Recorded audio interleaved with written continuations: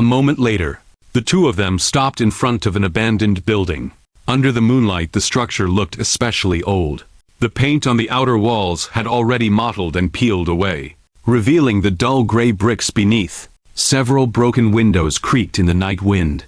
Like some low, heavy sigh, vines had climbed all over the pillars at the main entrance. Those vines were thick and dense, like giant green pythons coiling around the stone columns. Under the moonlight, they cast twisted shadows, making the silent night feel somewhat eerie. The air was filled with the scent of dampness and decay, mixed with the smell of soil and moss. Mushi froze for a moment.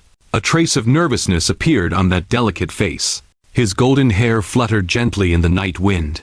So there are actually this many abandoned buildings behind the academy? They look pretty scary. There was a hint of fear in his voice. His blue eyes swept over the surroundings, as if confirming that no danger was hidden in the darkness. His slender fingers unconsciously tightened around the hem of his skirt. His fair knuckles turned slightly pale. His long legs pressed together under the moonlight, and the graceful lines of his calves were tense.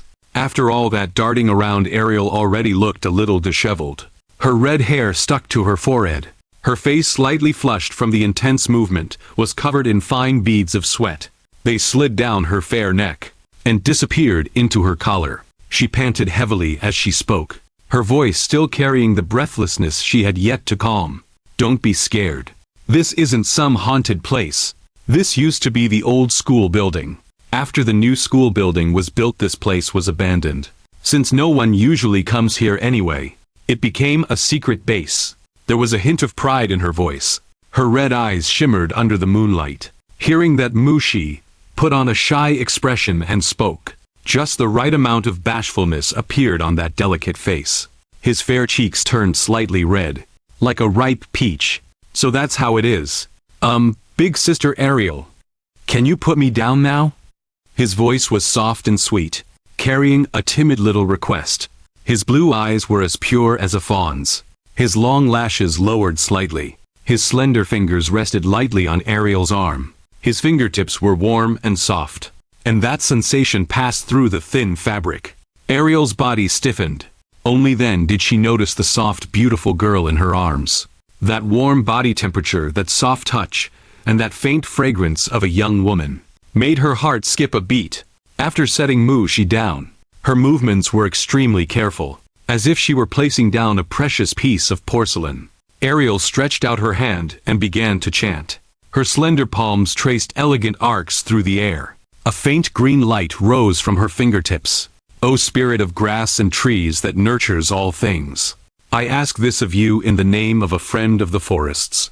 Her voice was clear and ethereal, carrying a solemnity completely different from her usual self. As soon as her words fell, the vines entrenched around the entrance began to gradually retreat downward. Those thick vines wriggled like living creatures, slowly sliding down along the stone pillars. With a rustling sound, the ancient stone door beneath was revealed. The abandoned building also began to show its original appearance. Exquisite patterns were carved into the stone door, although they had already weathered and become mottled. One could still see how magnificent they had once been. Above the doorframe, the school emblem was faintly visible. It was a design of an open book and a magic wand. Mushi covered his small mouth. The gesture was elegant yet playful. His fair fingers pressed lightly against his red lips. With a surprised expression he spoke. His blue eyes were filled with amazement. "This is grass element magic?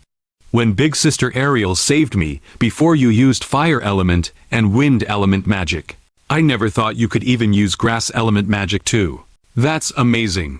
His voice was full of admiration. His golden hair swayed gently as he tilted his head. The fullness in front of his chest also trembled slightly with the movement, outlining an alluring curve beneath the moonlight. Hearing those words, Ariel was overjoyed. Her red eyes were filled with delight, like a child who had secretly stolen a piece of candy. She rubbed the tip of her nose and spoke proudly. The movement carried a trace of boyish frankness. "Those vines are just a warning spell built with grass element magic. Usually teachers and students don't come here. It's mainly to prevent thieves and things like that." There was a hint of modesty in her voice, but she still could not hide her pride. Yet her eyes could not help drifting toward Mushi. Her gaze lingered on his exquisite face and graceful figure. My natural affinity with the elements is relatively strong. So besides fire, wind, and grass, I also know a little about the magic of the other elements. If you want to learn, I can teach you. She tried to keep her voice as calm as possible, but it still carried a trace of anticipation that was hard to conceal. Ariel wanted to appear as composed as possible, so she could show off her impressive side in front of the beautiful girl. She worked hard to straighten her back, making herself look more reliable. Unfortunately, her heart could not calm down at all. Inside, she was cheering wildly. "Nice one, Ariel! You actually thought of using such a supernatural way to show little Mushi your dependable side. You really are something." Her face maintained a proper smile, but in her heart fireworks were already going off. Mushi naturally saw through it all. After all, he had used these childish tricks in front of other girls before. That delicate face still maintained an expression of admiration, but inwardly, he was silently roasting her. This overpowered heroine protagonist really was cute. These were all routines he had already played to death. Ariel turned her head and looked at Mushi's delicate, pretty face. That fair skin looked so soft, it might break with a touch. His brows and eyes were like a painting. His rosy lips were slightly raised. His whole body radiated an irresistible charm. In her heart she secretly thought, with this little Mushi's sense of unfamiliarity toward me should be mostly gone. Later I'll act according to the situation. Just like the tricks in romance novels, I'll find a chance to raise her affection for me. Then I'll go straight in and settle it with a direct confession. The corners of her mouth rose unconsciously. Moen Campbell, your little sister will be mine from now on. In her heart she clenched her fist, full of fighting spirit. Moen knew this overpowered heroine was lusting after his female body, so he cooperated by showing an admiring expression. His blue eyes were full of innocent worship, but in his heart, he had already begun calculating how long the medicine would last. At the same time, he secretly thought, when Senior Anna taught magic theory, she said, that the human body can usually only resonate with one or two elements. Being able to master 3 elements already makes someone a genius, seen only once in 100 years.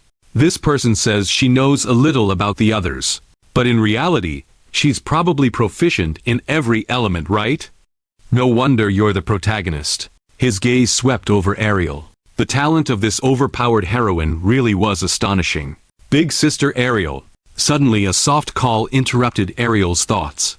That voice was like a silver bell in the night wind, clear and sweet. But the moment the girl turned her head, a pair of dazzling white big rabbits appeared right in front of her. Those full twin peaks gleamed enticingly under the moonlight, lifting the fabric of the little dress high. At the neckline, that deep valley was faintly visible. Her fair skin was like the finest white jade. Because she had bent forward slightly, it became even more obvious. A young woman's fragrance madly stimulated Ariel's nerves. That scent was fresh and elegant, mixed with the aroma of flowers and the unique body fragrance of a young woman. It left Ariel completely intoxicated. This double assault of sight and smell made Ariel feel as if she had entered heaven. Her whole body felt light and floating. Her red eyes were almost sparkling with stars. Of course, Mushi was not doing this on purpose. He simply wanted to help Ariel remove the pinnacone stuck in her hair. His slender fingers reached over the top of her head. His body leaned forward slightly, because of the movement. It was just that his figure was far too exaggerated. Those full curves were almost pressed right into Ariel's face, swaying with an alluring arc beneath the moonlight. A moment later, Mushi revealed a gentle smile. That delicate face looked like a blooming flower. His eyes curved, and the corners of his lips lifted. His voice was soft and sweet. Holding the pinnacone that had gotten stuck in Ariel's hair, at some unknown time he said, the pinnacone turning between his fingertips. "I got it off. Now it's fine." His voice was full of concern. His blue eyes shimmered like starlight. His golden hair fluttered gently in the night wind. His whole person looked like a fairy who had stepped out of a painting. Ariel was left dizzy by this chain of attacks. Her red eyes were filled with haze and confusion. Her pretty face had flushed all the way to the tips of her ears. Like a ripe tomato. From her cheeks to her neck, she was tinted with an alluring pink. She completely forgot about the image she was supposed to maintain. Her entire being sank into that blissful feeling. Those dazzling white big rabbits were still swaying before her eyes. That tempting fragrance still lingered in her nose. Her throat went dry. Her heartbeat pounded as fast as a war drum. The next second Ariel staggered backward. Her steps were unsteady, and she almost fell. Blood kept gushing from her nose. The warm liquid flowed down from her nose, crossed her upper lip, and dripped onto the ground. Mu-Shi was just about to step forward and check on her. A concerned expression appeared on that delicate face. His blue eyes were filled with worry. But when Ariel saw those bouncing white rabbits, she became even more excited. The blood surged even more violently. All she could do was wave her hand and say, her red eyes full of panic, "I'm fine, I'm fine. I'm okay." Her voice was full of guilt.